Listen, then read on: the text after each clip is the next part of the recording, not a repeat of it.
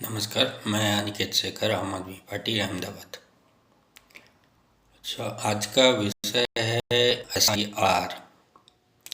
क्या भारत में निष्पक्ष चुनाव हो रहे हैं?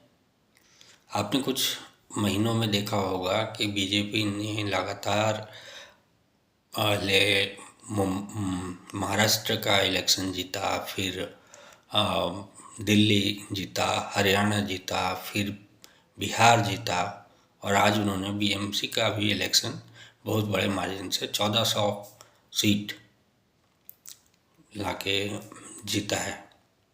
तो आपको ये सारे आंकड़े, ये सारे जो डेटा हैं, किसी गलत दिशा की ओर इशारा नहीं कर रही है? अभी कुछ दिन पहले राजस्थान में एक इंसिडेंट हुआ था कि वहाँ के एक BLO ने चिल्लाते हुए फ़ोन पर एक उसका वीडियो वायरल हुआ था। वो कह रहे थे कि मैं खुद को मार डालूँगा। वो क्यों ऐसा कह रहे थे? वो इसलिए उन पर अननेसेसरी प्रेशर बनाया जा रहा था। उनके एरिया के, उनके बूथ के कम से कम 470 से ज़्यादा, यानी 40% मुस्लिम वोटर्स को काटने का दबाव था। किसके द्वारा दबाव था? बीजेपी की। तो अगर BLO ऑन फील्ड सारा वेरिफिकेशन कर लेता है, everything is on it's record and correct, then after why it's getting pressurized to do it again and again just to satisfy the BJP?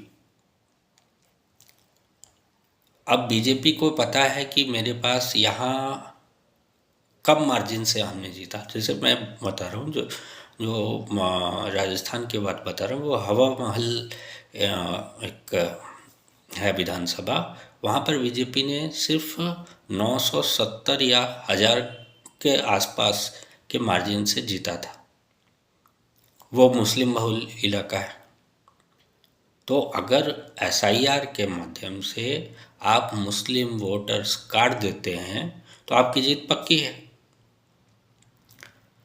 तो उस BLO पर ये बहुत ज़्यादा दबाव डाला जा रहा था कि आप वापस से वो रिकाउंटिंग करिए, वेरिफिकेशन करिए और 2 दिन के भीतर रिपोर्ट सबमिट करिए। अच्छा, एक अपने जो इलेक्टोरल मैनुअल है उसमें ये कहा जाता है कि आप 2 दिन में 10 से ज़्यादा आपत्तियाँ दर्ज नहीं करा सकते। पर यहाँ 470 आपत्तियाँ बीजेपी के द्वारा दर्ज कराई गई। अब वो BLO के लिए ये वापस से सारा प्रोसेस रिपीट करने जैसा हो जाता है कि वो वापस से ग्राउंड पर जाए, सारा वेरिफिकेशन करे, सबको डिजिटलाइज करे, फिर वापस से वो अपना प्रेजेंट करे और उस पर फिर डिसीज़न लिया जाए। अच्छा, इसमें एक और चीज़ भी है कि अगर 10 से ज़्यादा आपत्तियाँ, 20 से ज़्यादा आपत्तियाँ करीब अगर मिलती है एक दिन में, 2 दिन में, तो वहाँ विशेष निर्वाचन अधिकारी के द्वारा ये सारा चीज़ किया जाता है। पर ऐसा यहाँ कुछ भी नहीं है। यहाँ सीधा BLO पर दबाव डाला गया कि आप वापस से करो और उसके फेवर में, बीजेपी के फेवर में करो। सारे जो मुस्लिम मतदाता हैं, 40% जो हैं, उनको हटा दो। अब उन्होंने, BLO ने फिर यही वीडियो पर ये भी कहते हुए सुना कि या तो मुझे मैं सारे मतदाता को ही हटा देता हूँ ताकि आपको और बीजेपी को चुनाव जीतने में कोई दिक्कत ही ना हो। तो इस तरह की चीज़ें, घटनाएं सामने आ रही हैं, पूरे देश से सामने आ रही है। अभी राजस्थान में 2 BLO की मृत्यु हो गई इस कारण से। तो भारत की जो इलेक्ट्रल प्रोसेस है या निर्वाचन प्रक्रिया, जिसके द्वारा हम सरकार चुनते हैं, जिसके द्वारा जनप्रतिनिधि चुने जाते हैं, चाहे वो निकाय चुनाव हो या विधानसभा चुनाव हो या लोकसभा चुनाव हो, अगर निर्वाचन अधिकारी या निर्वाचन करने वाली जो संस्था है इलेक्शन कमीशन ऑफ इंडिया, वो खुद इसमें इन्वॉल्व हो जाती है और किसी एक पार्टी के फेवर में सारा काम करने लगती है, बीएलओ पर अननेसेसरी कम टाइम में बिना ट्रेनिंग के या और कहे तो कभी ऐप में गड़बड़ियाँ पाई जाती है या कभी सिस्टम में प्रॉब्लम होता है, बट उनको प्रेशर रहता है कि 2 दिन में उनको काम ख़त्म करना है। तो इस तरह से निर्वाचन